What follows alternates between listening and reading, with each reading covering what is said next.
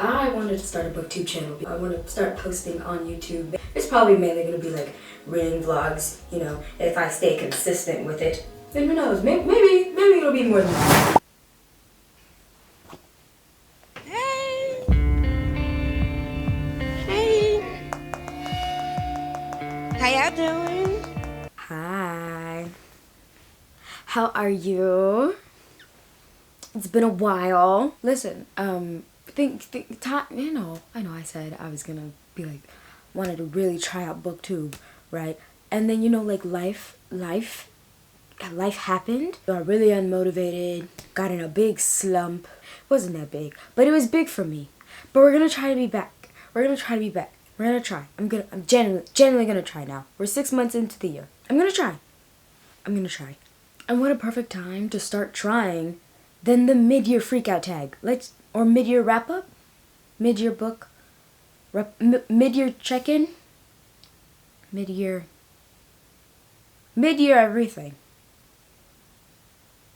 Mid-year everything. But let's get into this little mid-year wrap-up. Most of the stats and things I will be using will come straight from my Storygraph. This is my Storygraph if you want to add me on Storygraph, because personally I think it's much better than Goodreads. I mean, it's Black owned, so it's already hidden. So why don't you just do a little transfer over? It'd be so fun. We could all be little friends on there. It'd be great.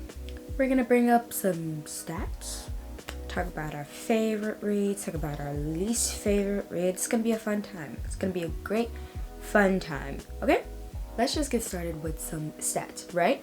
My reading goal this year was 75 books, and we are currently at 56. All right, were a lot of those little novellas? Yes, shut up, they still count. Last year my reading was 50, and right around this part of the year I hit that. I hit 50 on the nose, exactly, because I read Percy Jackson and the Heroes of Olympus all in 1 month, and it really just really shot me right to that goal. So I really wanted to hit that again, and we did. So I've come to the conclusion that around the 6-month mark, I can get a good 50 books in, right? That's a good gauge for me. According to Storygraph, I read 56 books, which is equivalent to 15,000 pages, give or take. Most of the books I read were very emotional, funny, lighthearted, and adventurous. The pacing of the books stayed in a good medium based on other people's judgment, and we're close to 300 pages. 300 to 400 pages, but more so 300 pages was the average number for the books that I read. All fiction. It's all fiction in this household. Escapism all day up in here, okay?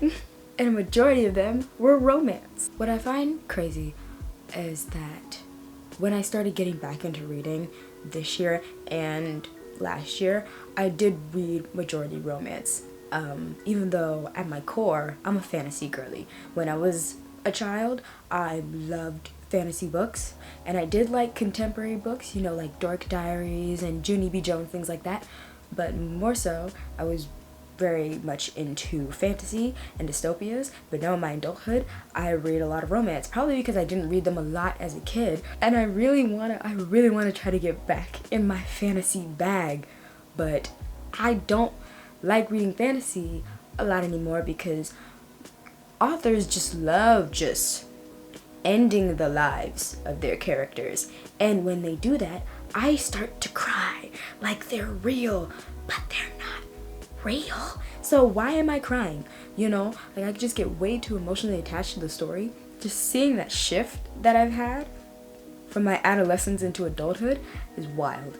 Now, my most read authors so far are Asia Monique and Kennedy Ryan. Are we surprised? Absolutely not. In the 56 books that I read in the first half of this year, the average star rating has been about 4 stars. So it's been a good year. There were some slumps, some slump months in there that I really don't want to get into, but overall, it's been a pretty good year. Now, I don't like when y'all make me choose my favorites. I don't, because I have a lot of favorites. I'm gonna try to see if I can narrow down my favorites. These are my favorites for the month of January. These are my favorites for the month of February. These are my favorites from the month of March. These are my favorites from the month of April. These are my favorites from the month of May. And these are my favorites from the month of June. Now let's really get into the tag. Best book I've read so far in 2023 has to be Finding Jupiter by Kellis Rowe. Finding Jupiter is about Orion and Ray.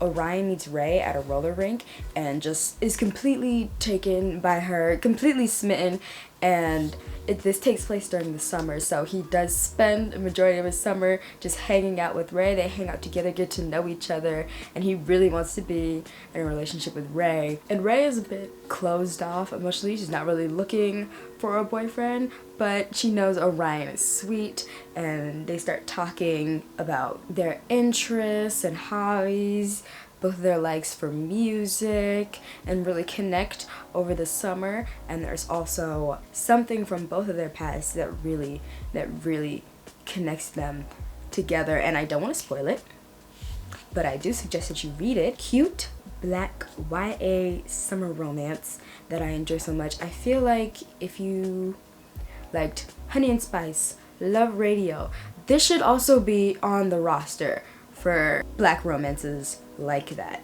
I think this book has amazing prose and amazing poetry. I'm gonna put up a few of them on the screen. I just loved reading this book so much during Black History Month, because it's been sitting on my TBR for so long, and when I finally read it, I got so mad because it was sitting on my TBR for so long. I'm like, why didn't anybody tell me that this book was gonna be so good? But this is definitely the best book I read so far in 2023, and maybe at the end of the year, that probably won't change. I will never stop talking about this book. I will never shut up about this book. I highly recommend this book. Another one I definitely want to mention, The Sunbury Trials by Aiden Thomas. This is my first Aiden Thomas book that I've ever read. I've been meaning to read Cemetery Boys, but that's going to be for spooky season. I'm going to save that one for spooky season, or when the sequel comes out, and I'll read them together. But this is the first Aiden Thomas book that I've ever read. Very much giving Percy Jackson meets like the Hunger Games, and I need this to be adapted. I love the world building. I love learning about the culture. This book has a lot of lovable characters in it, especially Teo. I fell in love with Teo. Teo must be protected at all costs, and that's just that. This is definitely another favorite read of mine for 2023. Best sequel I've read in 2023. King of Pride by Anna Huang.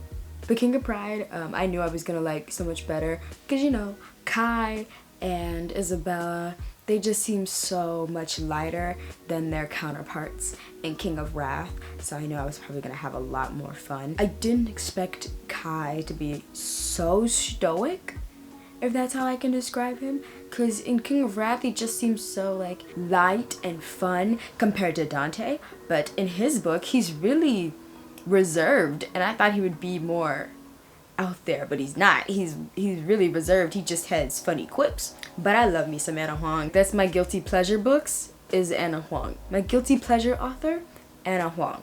Release you haven't read but want to. Too many to count.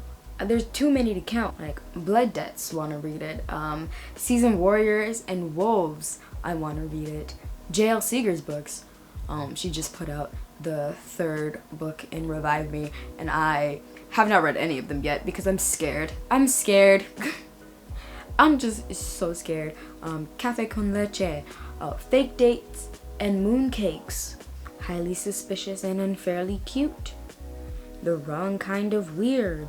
The Davenports. Reggie and Delilah's Year of Falling. Something More. You're Not Supposed to Die Tonight.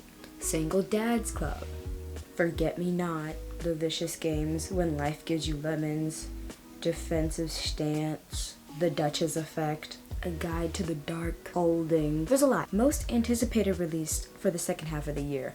The sequel to The Witchery by S. Isabel. The third book in the King of Sin series by Anna Huang. The sixth Percy Jackson book. This book called Everyone's Thinking It I haven't done much research, but if I see a black person on the cover, I'm gonna add it to my TBR. Tastes Like Shikar by Nisha Sharma. Yeah, so those are the few. I think my most anticipated release for the second half of the year would be Shadow Coven by Esther the Bell. Shadow Coven is the sequel to The Witchery.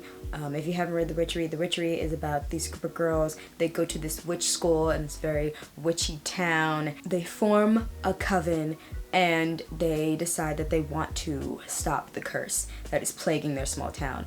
And it has multiple POVs, black witches, gay witches. What more could you ask for? I love that book so much, and I think it could definitely be adapted into like a mini series of some sort. I'm so excited for the sequel. This is like my favorite spooky book of the year, and it comes out right around that same time, so I'm adding it to my spooky TBR. I'm very excited for that. King of Greed, the third book in the King of Sin series by Anna Huang, is about two characters from the previous book basically trying to save their marriage because the husband has been a little bit neglectful to his wife. And you know what? I'm excited for that. I love seeing a man grovel. I feel like that's now my new favorite type of romance book, where like the couple, we know they're in love, they're madly in love with each other. They just kind of sped apart and you see them reconnect over time. They see them try to win each other back, and I love it. Biggest disappointment of the year so far.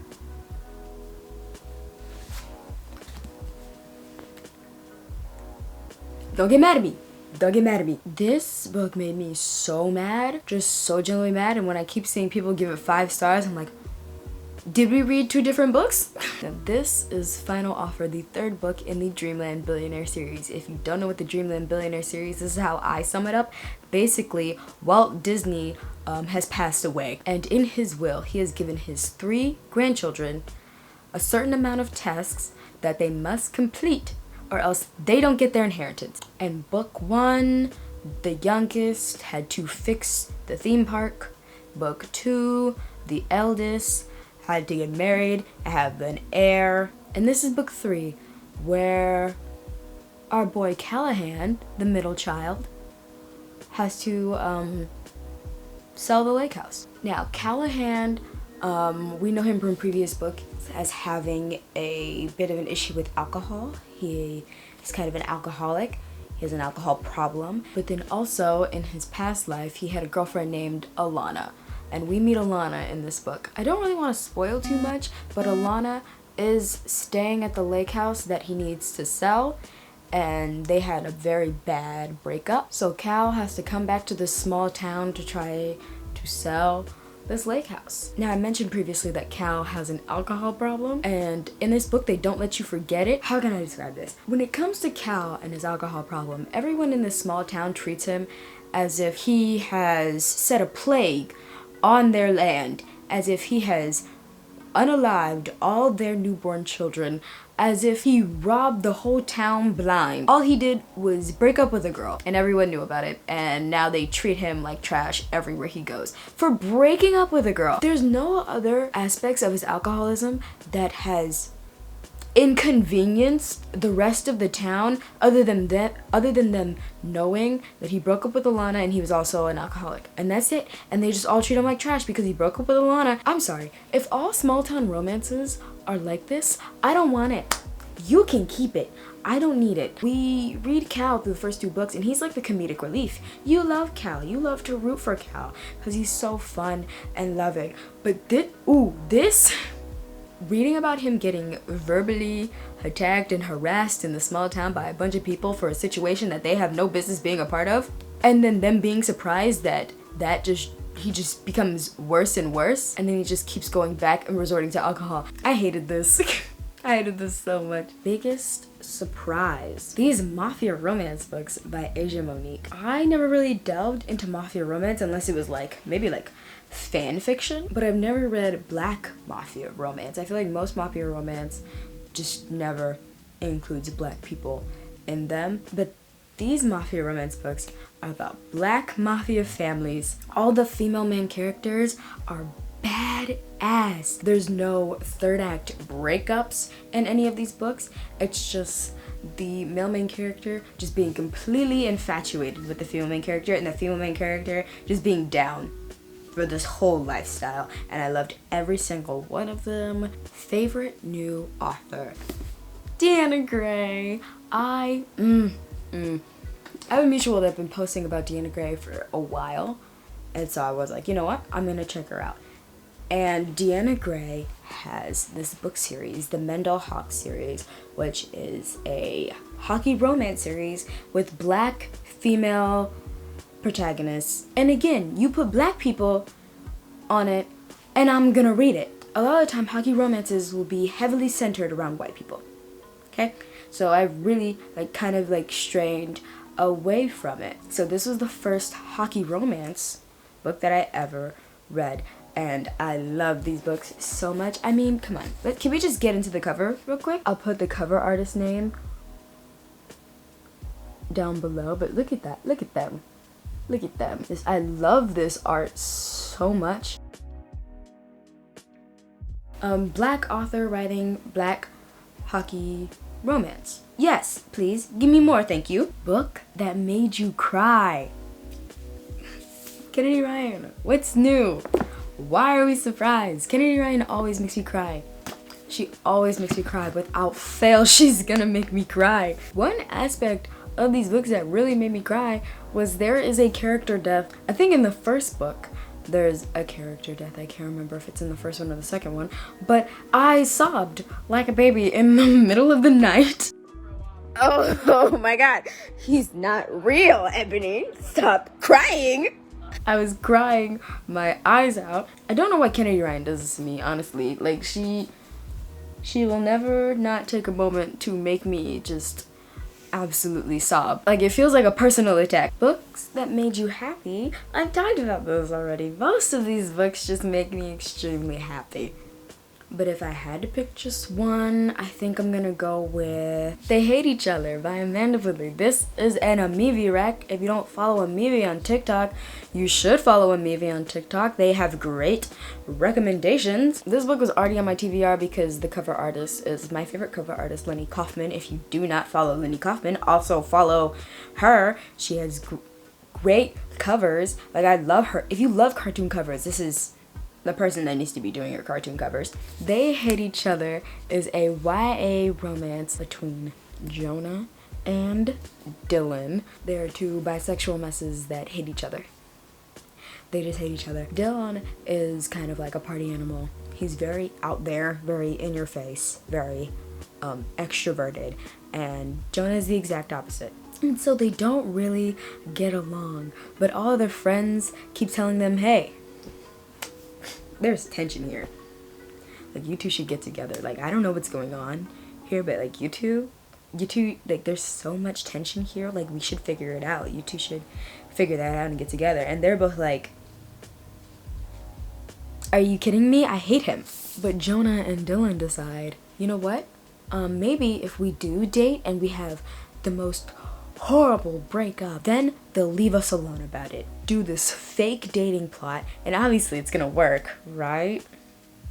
Obviously nothing could potentially grow from this. And over time, while they're fake dating, they really just start to understand each other more. What books do you need to read by the end of the year? All of these two, maybe a little bit of this, maybe a little bit of that. So many. So this is my spreadsheet in Notion. So with most of these books that are still on my TBR, my never-ending TBR, I will use to make reading vlogs because most of them are completed series that I just never read yet. So I will be just making these into reading vlogs, you know? I feel like it's more fun that way. And that gives me content to post. So win-win for everybody, right? Thank you for watching my comeback into BookTube after I lied the first time and said I was gonna be here for the first 6 months of the year. Thank you for indulging and entertaining this. If there are books that you think I should do a reading vlog with, leave them in the comments. If you want to know more about what I'm reading, I'm very active on my Instagram and very active on my TikTok.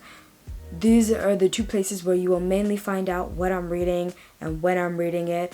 Also, if you want to know what I'm reading and when I'm reading it, Storygraph. Add me, let's be besties on Storygraph. If there are any other fun video ideas that you think that I could do, also put those in the comments down below. And if you have any other recommendations for me, for books that I should read, the comments are right there for you. Please like and subscribe. Also, do you like my sweatshirt? For as much as I didn't like Final Offer, I really like Terms and Conditions. I'll put up where I got it. Isn't it cute? Isn't it so cute? And yeah, thank you for watching.